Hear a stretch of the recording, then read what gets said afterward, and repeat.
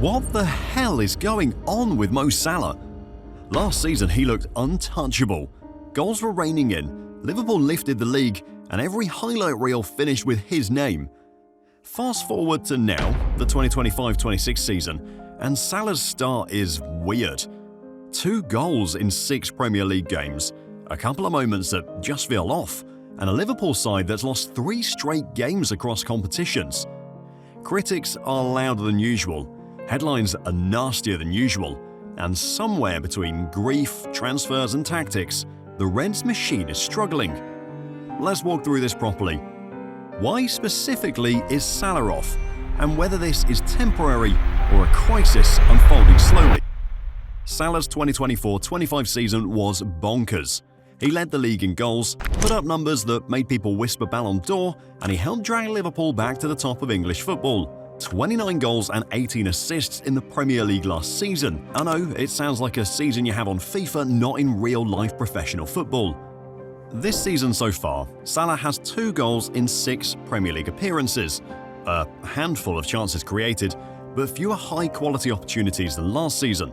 It's a very big dip from peak output to still trying to find form output. This stark contrast is worrying, not only for Mo but for the whole Liverpool team. Mo depends on rhythm, consistent service and team understanding. Last season his runs were timed to perfection. Midfielders found him and supporters thought he was a cheat code.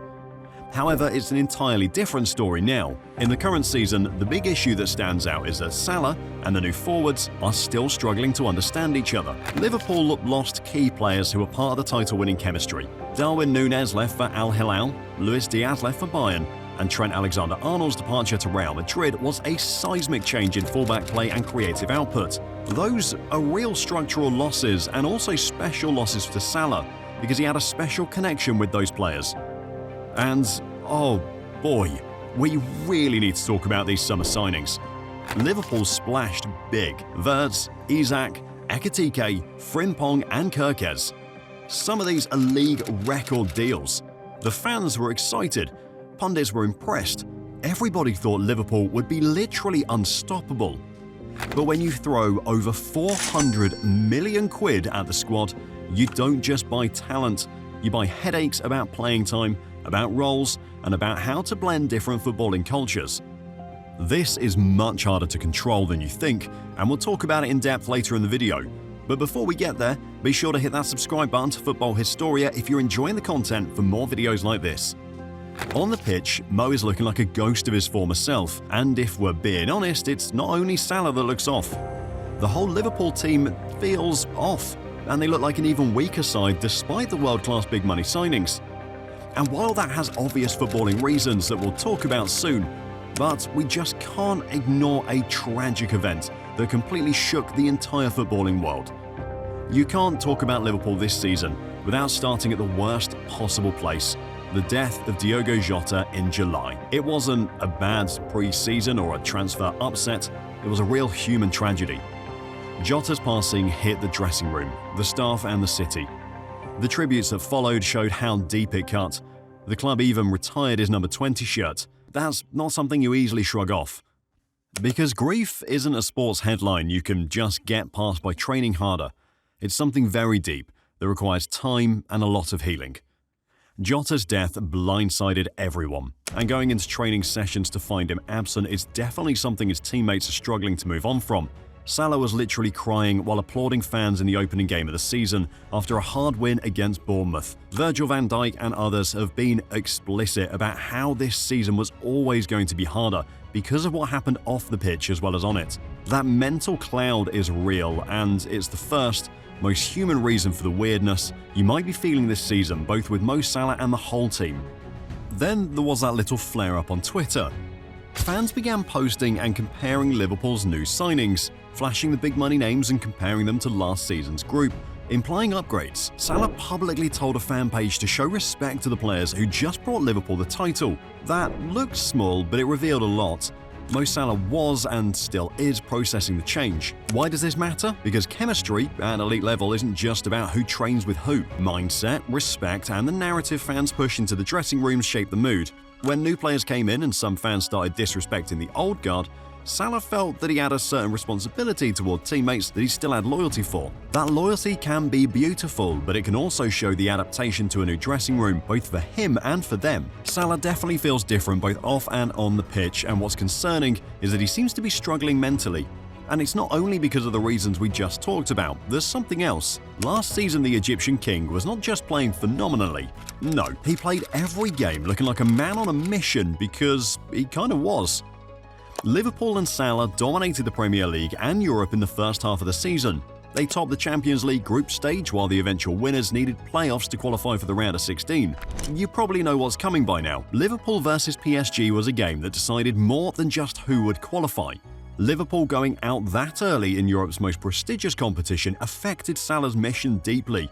His Ballon d'Or dream felt much more distant. For a player who has always dreamed big, who's always wanted the individual recognition on top of team success, finishing fourth stung. It's a weird mix of pride and why not me? That small emotional bruise can translate into extra pressure the next season. People forget that elite athletes are obsessed about their craft. When the world seems to undermine you, you feel it, and you feel it hard.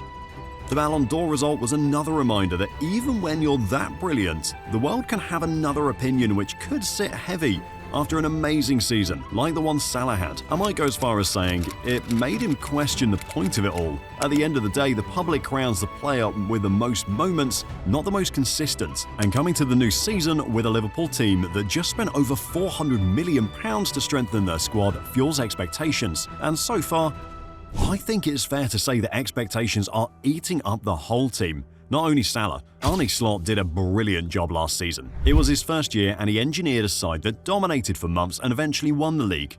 But this season shows the other side of football management. When you have to wedge new stars into a winning shape, sometimes the shape has to change. Slot had to reconfigure, and that seems to be impacting Salah directly. Look at this season's performances. Liverpool has stolen wins, scraped through some games, and then lost matches in late-minute drama like the Chelsea and Crystal Palace defeats. The recurring theme? The team looks less convincing, more chaotic, and more dependent on moments than on a consistent pattern of play. Slot himself says no need to panic, but admits the transition hasn't been clean. Players need time to learn new movement patterns. Fans rarely afford that after a very successful season, and after spending that much money, everyone is expecting instant results. However, all they're getting is a growing doubt, and it shows on the pitch. 3 consecutive losses across competitions, last-minute winners to save the day, and a squad that looks clueless about how they're supposed to play. The match reports and manager comments have made it clear. Slot is still experimenting, and Liverpool aren't yet producing the fluid attacking chemistry they did last season. The new signings arrive in August, but the chemistry sometimes arrives in November or even January, or sometimes not at all. That gap helps explain why Salah's simple rhythms, the passes he expects, the runs teammates used to make, they aren't always there. He even talked about that himself. Combine a mental toll from grief, a career-best season that raised expectations, a public undermining from the Ballon d'Or finishing position, and a locker room that's changed overnight, and you have a recipe for pressure. Salah has always used anger and a little ego as fuel, but even the most disciplined players crumble under cumulative stress. The man who defended teammates on social media suggests a guy who is still invested in the old guard and pretty shaken up by the tragedy. He just looks not fully comfortable yet with the rewiring happening around him. And honestly, the whole team looks uncomfortable on the pitch too. The club spent heavily, the board will demand returns, but they also know that you can't rush integration into greatness. This is the tricky balancing act Liverpool are in right now. However, in the background, there's something happening that not everyone is ready to talk about yet. The club's heavy spending was aiming for something that may explain the current state of the team. They were actually aiming for the future. Do you remember the contract extension drama that went on for the eternity of last season? Yeah, that's because the club knew they'll be moving big in the summer, so they were hesitant in what approach to take with the team leaders, and especially Salah. The board eventually decided on keeping him, of course, but the magnitude of signings isn't of a club who is trying to replace Diaz and Núñez. It looks more like a club replacing its backbone, but just trying to ease up the transition. And who knows, maybe Salah himself is thinking about that, and it could be a factor in his dip. Mo Salah scored 5 goals in his last 21 games. Whether you see that as a small blip or a worrying trend depends on your tolerance for slumps, but numbers are numbers. and the numbers are showing a big dip after a huge peak. And with the pragmatic nature of the Liverpool board, you can't help but wonder who would be the first to be in the hot seat if the bad form persists: Arne Slot, the big signings, or the club legends? However, that's far-fetched. Salah still has elite quality. He still finds key passes, still creates chances, still takes efforts that scare defenders and goalkeepers. The difference is frequency and end product. Everyone talks about the drop in finishing, but Salah is always under the spotlight. When a player carries the label "must deliver every game," every miss becomes a headline. If you're asking for my honest verdict, I'd say that this leads towards a great redemption story in the making, more than it leads towards the end of the Pharaoh's fairy tale in Liverpool. Historically, players like Salah bounce back when the tools are aligned. Again, but football is unforgiving. If Liverpool's big signings never click and the club keeps losing ground, they will face tough decisions in January or next summer. Clubs tend to sacrifice legends, which hurts to say, but football is a business at the end of the day. Right now, though, the evidence supports hope over hysteria. Fans love a simpler story. If you lose once, you're a flop. If you win once, you're a genius. The truth is messy, and Salah's last 18 months include the highest of highs and a complicated present. Liverpool's identity is partly built around him, but if the next 3 months become 6 and there's no tactical clarity, the club will have uncomfortable boardroom conversations. The narrative matters a lot because it will shape decisions, but let's not let panic write the next chapter. So what now? Well, Mo Salah is just having a rough patch, but with kind of obvious reasons. The grief around Diogo Jota's death, the Ballon d'Or sting, and the tactical rebuild around fresh stars are all reasons why his early 2025-26 form is poor. The club has spent big to stay at the top, and that means both opportunity and pressure. The numbers show a dip, but the human context explains a lot of it. Liverpool and Salah can and probably will bounce back. If Slot finds a rhythm with Isak and Wirtz, Salah's instinctual finishing will come back fast. But let's be clear, if the results keep slipping and the season starts turning into a mess, the club could be forced into brutal choices. Selling the Egyptian king is dramatic, yes, but not impossible in football's business-driven world. For now, though, hope is the right stance. Expect road bumps, expect a reaction from Mo, and expect one hell of a story when he blinks and roars back. And do you know who's having a dope redemption story inside all of this mess? Federico Chiesa. Yeah, you heard that right, and we actually made a video about it, so click here to check it out.